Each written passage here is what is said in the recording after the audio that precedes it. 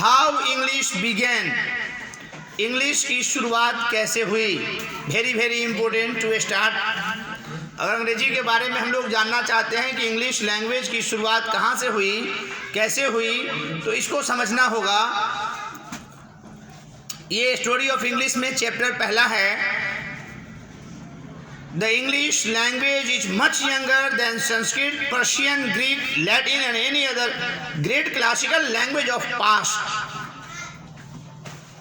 Past के भूतकाल के जितने भी भाषाएं हैं, जैसे संस्कृत है, अंग्रेजी को हम लोग तुलना कर रहे हैं कि प्राचीन काल की जो भाषाएं हैं, फारसी है, यूनानी है, लैटिन है, अंग्रेजी है, जिन भाषाओं जो संस्कृत है, इन भाषाओं से अंग्रेजी बहुत नया है। ये जो महान भाषाएं, प्राचीन भाषाएं जो मानी गई है, ग्रीक है, यूनान की भाषा जिसको यूनानी कहा जाता है, वैसे तो ग्रीक लैंग्वेज से, संस्कृत से, फारसी से बहुत नया है। कौन? इंग्लिश न्यू लैंग्वेज है। When these European and Asian languages were ruling the world, the name English and England didn't exist. जब ये सब भाषाएं, एशिया और यूरोप की भाषाएं पूरी दुनिया पर हुकूमत कर रही थी, राज्य कर रही थी, उस समय तक तो न तो इंग्लिश का आता पता था, न इंग्लैंड का नाम की कोई जगह थी। जान लीजिए, द इंग्लिश, इंग्लैंड जो एक कंट्री है, कंट्री तो था लेकिन उसका नाम इंग्लैंड नहीं था। The English we speak today came from the speech of the Germanic tribes, Angles, Saxons and Jutes, together called the Anglo-Saxons, who invaded England in the 5th century and gave the country its name as language. तो अंग्रेजी भाषा की जो उत्पत्ति हुई, वह उत्पत्ति का कारण क्या हुआ? जर्मनी में ट्राइब्स थे, आदिवासी समुदाय के लोग थे, जिसमें मुख्य रूप से 3 आदिवासी थे। एक का था आपका नाम एंगल्स, दूसरा का नाम था सैक्सन्स और तीसरा का नाम था ज्यूट्स। ये 3 आदिवासियों की जातियां थी जिसको सामूहिक रूप से एंग्लो सैक्सन के नाम से जाना जाता था। 5वीं शताब्दी में इन आदिवासी वर्ग के लोग जर्मनी से इंग्लैंड आए, इस नए देश में पहुंचे और यहाँ अपना बसेरा डाला। और जब वो आए तो अपने भाषा भी लाए।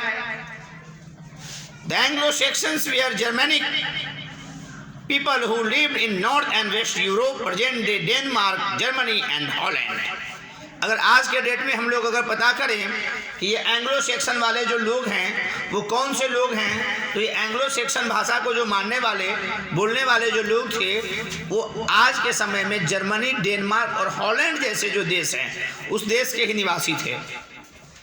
The language they used were Germanic or Teutonic. The language were closely related to Latin, Greek, Sanskrit and other languages, to the Indo-European family of languages. जो भाषाएं वो बोलते थे, वो भाषा का नाम क्या था? जर्मनिक था, या उसको ट्यूटोरियन कहा जाता था, ट्यूटोनिक। और ये जो भाषाएं थी, संस्कृत भाषा के, लैटिन भाषा के और ग्रीक भाषा के बहुत क्लोज था।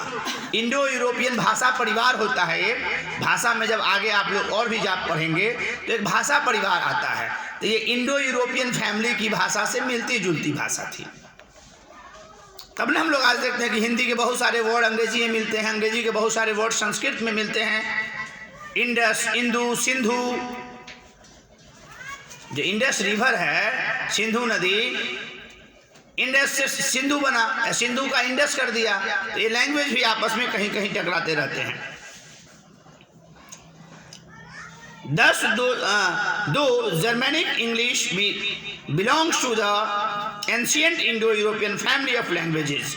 तो जर्मनी से ही अंग्रेजी की उत्पत्ति हुई है, और यह उत्पत्ति आपको भारतीय और यूरोपियन परिवार की जो भाषा है उसी भाषा से मिलता जुलता है।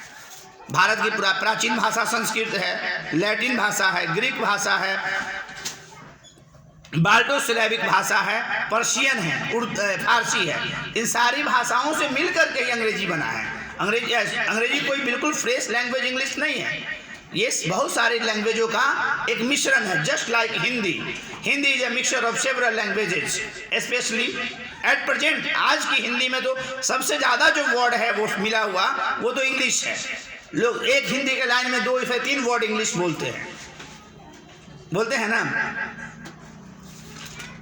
तो उस विदेशज शब्द है, देशज शब्द है, तत्सम है, संस्कृत के शब्द हैं, लोकल भाषा के शब्द हैं, तद्भव हैं। तो ये सब शब्द मिलकर के आपको, जिस प्रकार हिंदी भाषा एक मिक्सचर लैंग्वेज है, ठीक उसी प्रकार इंग्लिश भी एक मिक्सचर लैंग्वेज है।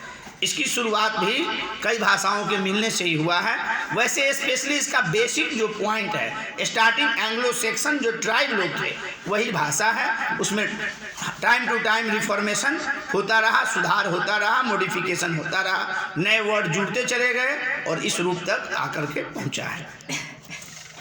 The root of English are shown in the diagram given below.